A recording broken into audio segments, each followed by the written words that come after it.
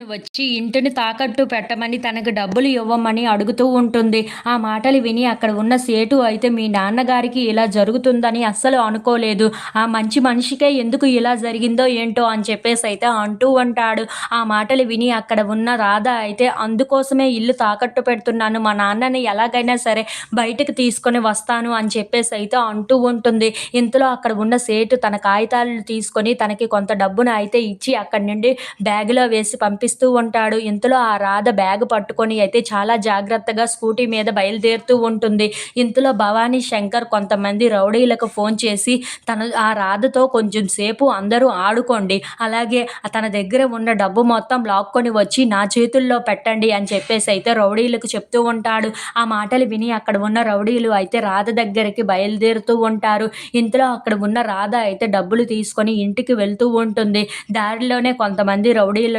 రౌడీలు తనని ఆపి మరీ ఏంటి అని చెప్పేసైతే తనతో ఆటలు ఆడుతూ ఉంటారు. ఇంతలో అక్కడ ఉన్న రాధ అయితే చాలా కంగారు పడిపోతూ ఆ డబ్బు ఉన్న బ్యాగ్‌నయితే చాలా గట్టిగా పట్టుకుంటూ ఉంటుంది.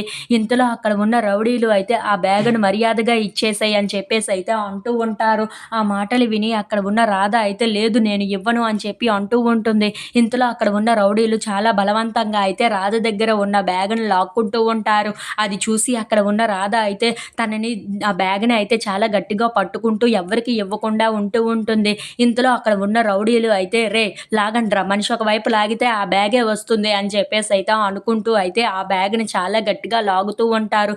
ఇంతలో ఆ బ్యాగ్ వాళ్ళ చేతికి వెళ్ళి వాళ్ళు పరిగెట్టుకుంటూ అయితే ఆ బ్యాగ్‌ని తీసుకొని వెళ్ళిపోతూ ఉంటారు. అది చూసి అక్కడ ఉన్న రాధ అయితే చాలా బాధపడుతూ ఉంటుంది.